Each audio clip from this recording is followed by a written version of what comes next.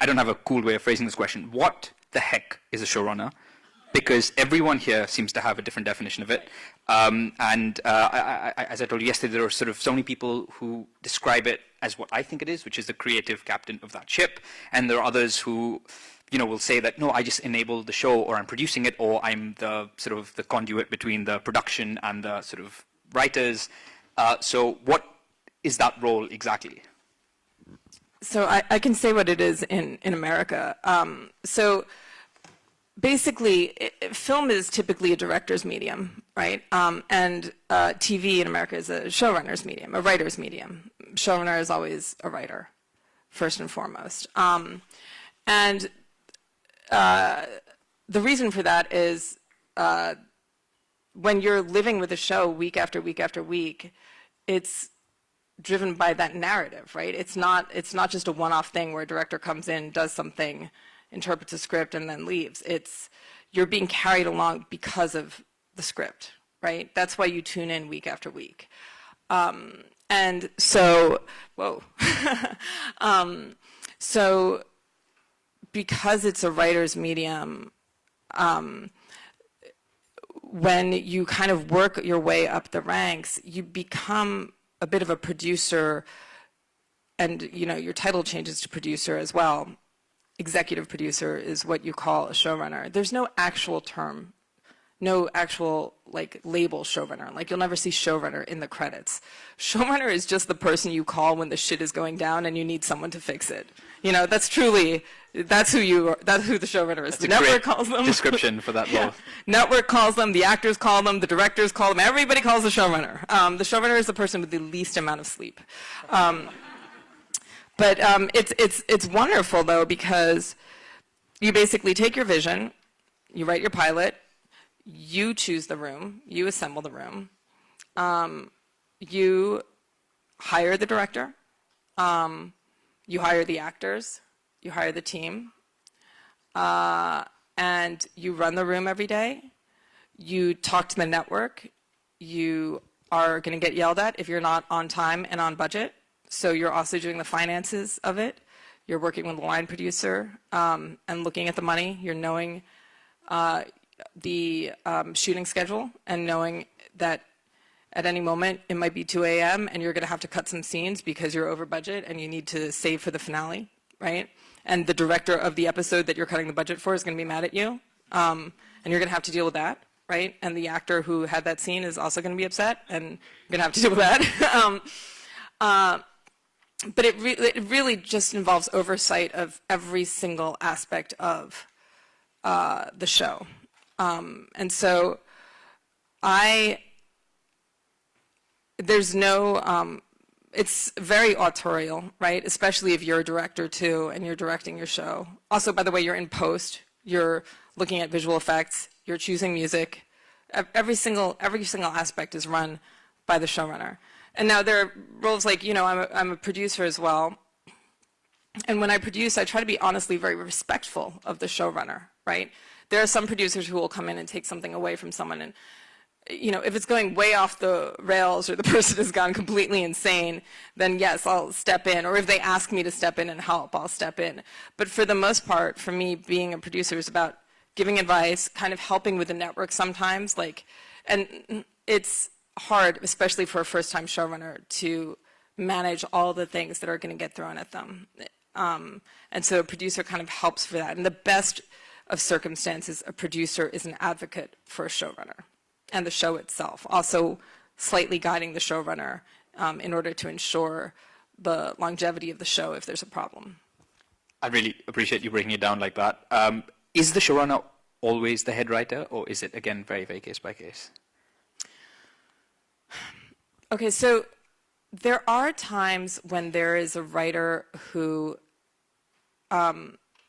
really dislikes producing, right? So Damon Lindelof is a writer who I know who doesn't like to be on set, right? He doesn't really like that aspect of it. So, he really stays with the writer's room. He'll still, I'm sure, be involved with casting and choosing the director and all those choices, but he'll be less active on set, and he'll choose maybe a producer to work on set and deal with everyday problems from actor or production, while he stays more focused on writing. So that's another version of it that happens. But the showrunner is still the head writer, and you're basically hiring a producer to come in and just kind of regulate and help out on set. You do have to be a little bit careful, though, that the producer that you choose is an ally and not somebody who's going to try to step on your creative freedom. There are times when networks have their kind of go-to producers, and they become their go-to producers because they're kind of, you know, trying to, you know, make the cheapest widget they can, and, you know, call the network and be like, they're crazy, but I can talk them down, like, you know, that kind of thing. There's a kind of an old system where there's a lot of, like, especially in America, there's like a lot of old white guy producers who, as far as I can tell, honestly don't do that much and take a huge chunk of money. You're preaching to the choir, yeah. Yeah, I mean, it's probably, I'm not sure it's great for me to say this, but it's true. And so I try not to work with those people, you know, and especially when you're starting off as a showrunner, people will try to pair you with those people. And it's something to be careful of. The other thing that's happened here, again, because sort of it's been a feature film world here in the past, the director is always seen as the big dog. And in a series world, a lot of big shows, most of them, it's still the director. You know, it's still considered a director's baby. And there have been many times, because that is a very sort of specific shift in the power dynamics, where if it is a writer's medium, as you'd hope, the showrunner should be leading that ship. And then you have directors who come in who are responsible for individual episodes, or maybe 2-3 episodes, who are answerable to the showrunner. And there are so many examples of shows here where there is a clash, where I'm the head writer and I am the showrunner, and I'm having a sort of a clash with the director who's so how, if I was the showrunner, what advice would you have to navigate that, where you have a director who really is trying to take charge because they're used to it? Okay, that's tricky, and that also happens in the States, right? It kind of, there are certain, you know, this has happened to my friends. They're a showrunner, but they'll bring on some very autorial, often male director, right? And that person will commandeer the set and, you know, talk to the network like she's crazy, she doesn't know what she's doing, and kind of run away with the show. It's quite disheartening when that happens to them. And sometimes the directors are really good, right? But they're making their version of the show. They think they're right. You know, my friends who this happened to would disagree and be quite sad. I think it's really important to choose a director that you respect and get along well with, to check out their reputation, and to be very clear what you want from them, to be able to have a certain amount of transparency, right? Like, there are some people who maybe you're fine. Maybe it's fine to be the showrunner, map out the course of the show, and then hand it over to a visionary director that you love, who's going to take his spin at it and make it great.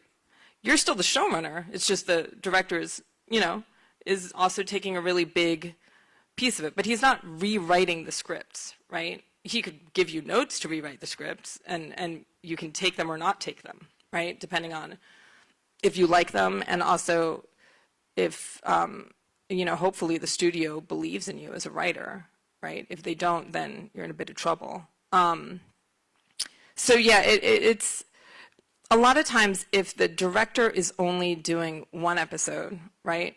They're not going to be there for the next episode. Like, it's you, like the buck stops with you. So those power struggles are a little less in some ways if they're just doing a pilot. If they're doing every single episode, then in a way they are also being so autorial that maybe they should have a bit of more of a discussion with you in the show. I mean, for me, you know, Westworld pilot was directed by my husband, so that was a very clear, you know, synergy. You know, it was great, and it was just an extension of the writing. And when I've seen other directors. Peripheral was directed by Vincenzo Natali, who I had worked with as a director on Westworld, and I knew he had a great eye, and it was a lovely fellow to work with, and so I knew that he'd be great at directing that show. So I'm just going to do a quick time check to make sure I don't get shouted at. We're okay. I just want to make sure we have time for questions at the end. To be fair to the other side, just coming back to writers' rooms, I did speak to a couple of platform executives to get their perspective as well. And I interviewed Aparna Parod, who's the head of Amazon Prime Video India, a couple of months ago. And she said one aspect that still hasn't really been instilled here, which I wanted to get your take on, was the efficiency and discipline of churning out future seasons quick. So the fact is you have one show out, season 1 is out, it's great, but then you but keeping that machine moving so you can have subsequent seasons out relatively soon, which, as you said, it's an insane schedule there. So how quick is that timeline? And what advice would you have for keeping that writer's room going for future seasons? And what does that look like? Well, I mean, my slight pushback to that is also, you can't keep going if the network isn't paying for writers, right?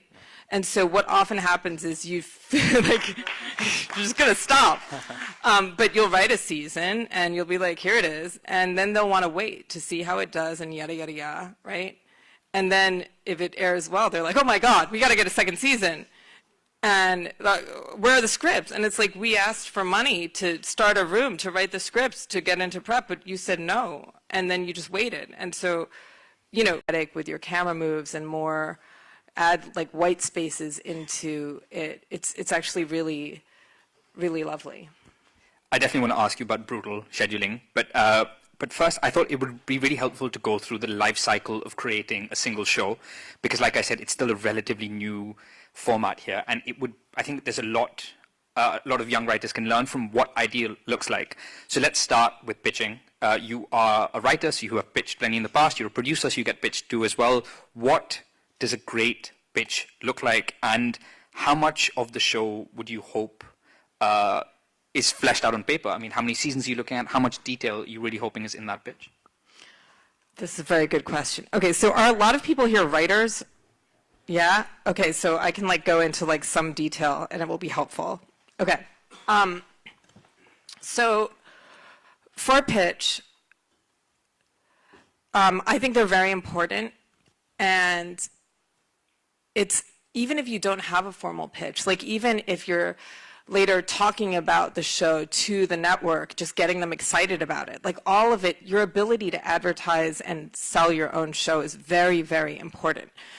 It also kind of almost helps you think about the marketing campaign later, right? You're trying to figure out what is that special hook of this show.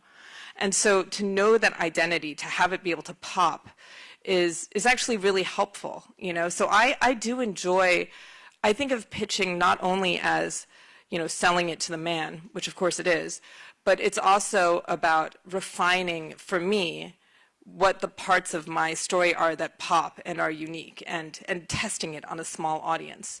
I think the first thing, everybody does this differently. For me, there are several categories that I put into a pitch. One, you know, you introduce yourself and the project and the highest of, you know, the highest level of terms, right? And everybody does this differently, but this is generally what I do, and when I'm producing, how I advise people to do it, right? So if I'm producing something, I'll introduce the writer for them, because it's easier to speak glowingly of someone that's not yourself, right? It's a little awkward when you're like, I'm so inspired. And so then, you know, the writer might say, oh, I was drawn to this story because of X, right? Just one little nugget of like, why are you passionate about this? Why you for this project instead of him or her? And I do think that, you know, TV is such a brutal industry that in success, which everybody dreams of, but then you're saddled with a show that will eat your life for years, right? So hopefully you truly are passionate about that, right? Because God forbid you get lucky on that show you're not passionate about. It's, you know, it's tough. So to have that passion stated succinctly, then I kind of do an overview of the world a little bit. And one of the things that I do when I'm pitching is, instead of doing it somewhat didactically, like it's a world in the future, there are flying cars, and there's this girl who's a gamer, and she goes into a game and finds herself in a different world, right? I instead tell a story. Think of it as a short story, you know, like Flynn wakes up to the sound of her vacuum cleaner, you know, hovering across the carpet of her shitty trailer home, right? She's that all-American girl who's got nothing in her life right now except for a sick mom and a crush on a boy who doesn't even know she exists. The only thing she's got going for her is, you know, Fly Girl, you know, the alter ego that she has in a sim, a video game called X, right? Like, you paint a picture and tell a story and give it a cliffhanger, right? So by the end of the story, it's like, you know, and she goes into the world and bam, gets shot in the head. Next thing you know, she's up in her own life and she says, I gotta go back, right? So, you know, I just skipped to the end and I'm making something up on the fly, so it's not very good. But what you're trying to do is entrance your audience. They hear 30 pitches a day, right? So to be able to speak in an alive, living, excited way where you paint a picture and they can actually see that world, I think is a very helpful selling point. Sorry, can I just ask, in that example that you just gave, it sounds like you are you're, sort of allowing us to explore the world through the story. Yes. Because oftentimes sort of a lot of pitches are, here's a page or paragraph or whatever on the world, sort of separate, and then here's a story. But Yes. you try and do both together. And I try to give a vignette into the world, right? Where it's like you're giving them a cold open, but you're just painting it with words. And you're trying to get them, like a viewer, like you're literally painting a picture. And I had this theory when I was a lawyer that if you have a case, no matter what the evidence is, if you can get the jury to laugh once and you can get them to cry once, you will win, right? And it's maybe an indictment of the American legal system, but we can talk about that later. But I think the same is so for pitches, right? If you get them just kind of appreciating it abstractly, I'm not sure it's enough because they see so many shows. But if you get them to crack up once or nod like they're relating, or you get them to be like, oh, like, you know, feel something in that pitch, then I think you have a much higher chance of success because you reach something visceral within them. So that's why I tell this story. Now, after that, I still do the rest of the stuff, but it's after having kind of whetted the appetite. So, you know, I'll be like, and then, you know, she wakes up and says, I got to go back in, right? This is the world. There's future London, which is characterized by this, and there's this world, which is characterized by this. And here are her friends who, you know, this person's like this, and then you kind of colorfully describe these people and the mise en scène. You can even describe a little bit of the shooting style, right? Like if I'm doing something that has fighting in it, right? You know, I really like fight scenes, but I'll try to explain why is this kind of fight scene going to look different from a different kind of fight scene? You know, what about it will be more than just a montage of punches and kicks? So I think that's it. You know, at the end, after talking about the world, talking about the characters, you can talk about generally where the season is going to go, you know? I think that's like, you know, a couple pages. Generally, a pitch is about 7 to 12 pages, I would say. You start to lose people after that anyway. And then if you want to, you can talk about theme, right? Which I like to keep short because it's very airy-fairy, but in my experience, networks love theme because it's something that they can talk about. They're like, I love that theme, and it's like non-specific enough that they can really just dive on into that theme, right? Like the theme of eternal love, the theme of, you know. It's always trauma. Nowadays, it's just always trauma. Yes, exactly. Exactly. But so talking about the theme and in some way hinting at, saying, not hinting, you're being quite explicit about why is this important today, right? Why is this story why is the theme of this going to reach people? So I kind of tend to wrap it up with that. Can I just say that's a show I would watch the hell out of. A lawyer defending a serial killer who makes a jury laugh. I would watch that. The other aspect of pitching I wanted to ask you about was if you're a young, I think this applies both to you receiving pitches as well as pitching to platforms. Are there sort of specific red flags you look for, either from a streaming executive or from someone pitching to you, where you're like that immediately tells you that no, there's some sort of, there's something that puts me off about this? Okay, so for someone pitching to me, I would say when they're talking about it, if they can't weave a compelling story that's exciting sounding, and this is where I go into it's a bit like a short story when you're first pitching it, right? We're storytellers, you're trying to tell a story. So to have something a little bit artful as a hook going in shows, oh, this person can write, or this person has an eye for entering a story or catching the reader's attention. So that always helps me to know basically this person has a way with words, right, as opposed to doing a very dry version of that. And then the other thing that I think is very, very tricky is a lot of people have great ideas, but don't really know how to land the plane, right? Don't really know how to draw it out over the course of a season. And that's really important. Like when people are studying TV, they shouldn't just look at pilots. And I still do this. To this day, I do it with my friends' shows. I've looked at Game of Thrones that Dan and Dave did, and I've analyzed the episodes and seen okay, when does this happen? When does this happen? Because I'm not just looking for the rhythm of an episode. You're looking for the rhythm of the entire season, right? And to study other people is one way of getting a feel for how complex that is and how much you have to embed in episode 1 if you're going to have it pay off in episode 8. So there's a degree of study there that is different to a film, right? A feature, which you don't have to take that into consideration. And I think, I'm a producer and I'll help with the writing and directing where necessary, but again, this has to be somebody's passion project, right? Because I can't show run for someone else if I'm a producer. They need to want to do it and want to live it and be, there's no call to anybody else that you can make to fix your final 3 episodes, right? If you're a showrunner, it's on you. There's no one else to look at. I mean, you can look at the producer will help, but what you really want is somebody who feels the gravity of that position and is just really wholeheartedly invested in telling that story and knows that they have to see it through, right? Knows that it's not just about getting an episode on the air, but it's about telling the story.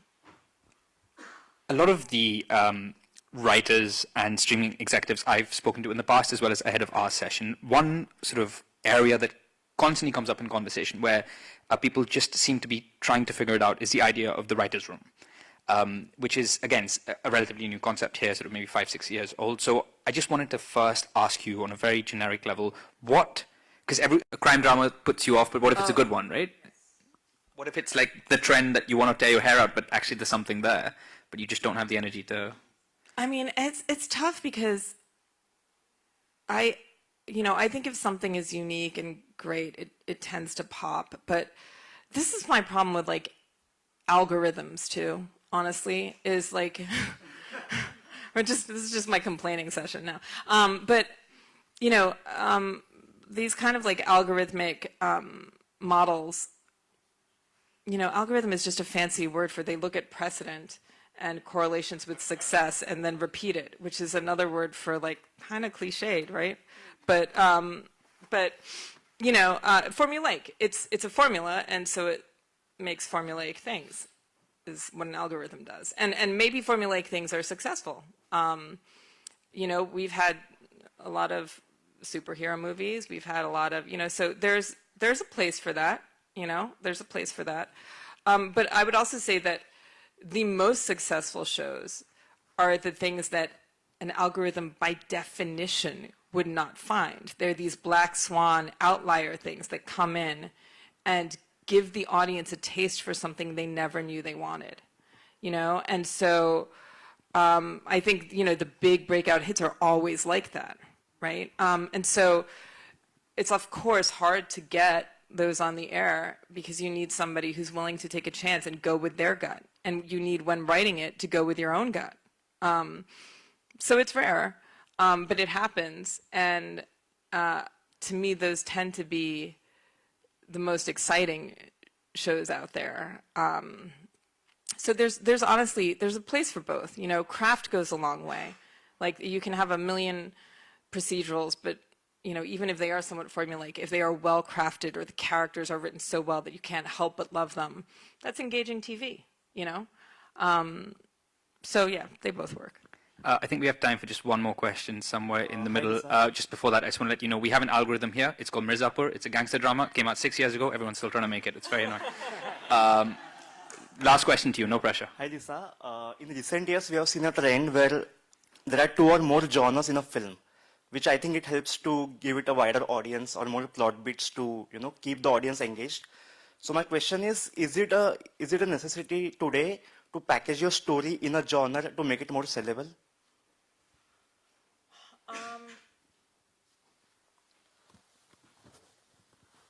I don't think it has to be packaged in a genre. I mean, genre is it's pretty niche, you know, and genre doesn't necessarily always command critical respect, right? Like there's you know, sci-fi and fantasy aren't typically the world of accolades, right? There, you know, there's a kind of like general, more realistic drama that goes towards, and, you know, comedy. Look, it's weird.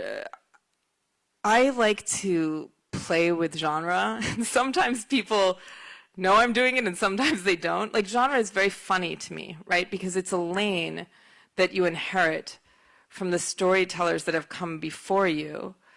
And maybe, like the 3-act structure, there's something a priori about it, something that makes sense and is sort of, you know, finding something in nature that just seems to be. But also maybe it's like a weird patriarchal, like, relic of a way of separating the world, you know? Like, can there be a real love story that's also an action film, you know? Can there be sci-fi that is serious and contemplative or humorous, you know? Like, can there, I think these divisions, and also, you know, as a woman, right? You know, when I asked, people assume you have a genre, right? Like, genre is weirdly tied up with identity politics in ways that people don't talk about. And it's also an artifice that was inherited from history, right? And from a certain rarefied group of published and respected authors, right? So genre, being able to package things in genre helps marketing, and it helps sell a thing, right? Being able to know squarely where it sits and how they advertise it. But at the same time, I somewhat lament that. You know, I do think that there's something else out there, but to strive for it is tricky, and it's harder to get made, and it also might not. People sometimes, right now, audiences seem to really want to know what they're getting. Maybe it's because the world is so uncertain and terrifying that they just want to feel, you know, give me this time of escape, like, you know, tickle my funny bone, or make me cry, or to, you know, have superheroes solve the problems of the world, right? Like, just do it and give me the feeling that I need at the end. You know, that might be what we need right now. Like, sometimes I need that. You know, there's no judgment for me on any of this, but whereas blending genres, when you don't have, it's like listening to a new kind of music. You know how if you play a song enough times, people tend to start liking that song, regardless of whether you liked the song initially or not. It's like a trick of, you know, radio play, and, you know, how pop stars are made, right? And it's the same thing with, you know, we're used to those rhythms of, you know, like those flavors, that palette of genre. there's a part of me that's like, tear it all down, blow it all up, it's not real. And so I think there's some fun to be had there. We are overrunning, but I'd like to take one more question. So unless somebody shouts at me, I will take a one if it's a quick one. Yeah, let's just take that one. Sorry. Hi, Lisa. Thank you so much for your time and like your wisdom. My question to you is with context to the WGA strike. I think it's the first time a lot of us got to even see words like residuals, which we had no idea like what that is. Not a thing, yeah. So, you know, and we're really happy for you guys that you all were able to fight for those rights and get them. What happens here for writers, a lot of the people will be able to relate, is that when we do develop our pilots or our Bibles, and we spend a lot of time and effort in putting it together, and then we go ahead to try and sell it. And there's often not much guarantee that we would be involved in any aspect of its future, in any aspect of like other seasons. So what would you tell us should be non-negotiable for us as writers to have like those rights for our IP that we're selling?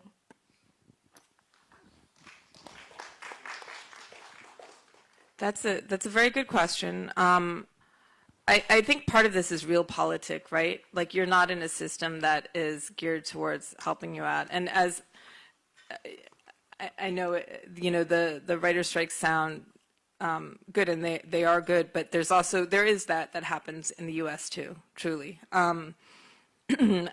So I think, first of all, one of the things you can do is, and I did this with my feature, you know, I deliberately just dropped it everywhere on the same day in the hopes of getting a competitive situation, which I did.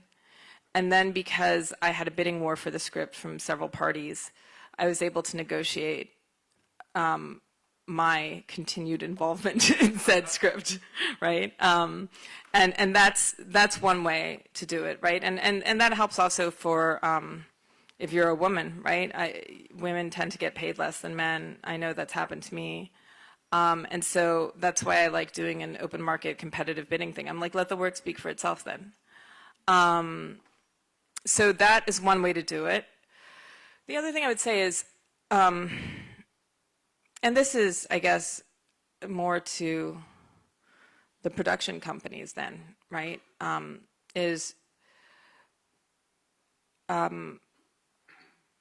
I think we're in this business for a reason. We're in it to make stories that endure, delight, and move. We're not making toothbrushes, right? And for that, you want the best storytellers you can get. Production companies have competition just like writers do, right?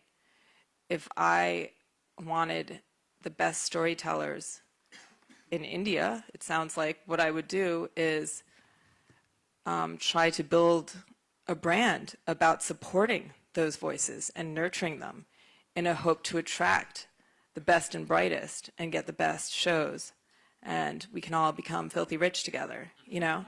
I think there is a space in the market for changing the way that people approach it. Is that if everybody's doing one thing and valuing one thing, then I think a interesting production house should try a different tact, right? Or maybe a fledgling production house should try a different tact. And so that's me not really talking to you, but talking about the industry in general. I think that would be an interesting way to do it, because I do think that story sells. I think that underlying which movies do well and which don't, you know, writers are very unsung heroes. I think that writing is the thing. I think it all rests on the script, you know, and I say this as somebody who loves directing and loves producing. I think it's all about the writing. I think it's so fundamentally important and underappreciated and sometimes undervalued. And so for me, it's just a smart business move to value writers in order to attract the best ones. Can I please ask a tiny question? Sorry, I'm being given very aggressive looks, so we'll have to call it there. But thank you, everyone. Lisa, thank you for the worlds. Thank you for the wisdom. Thank you for the stories. Thank you.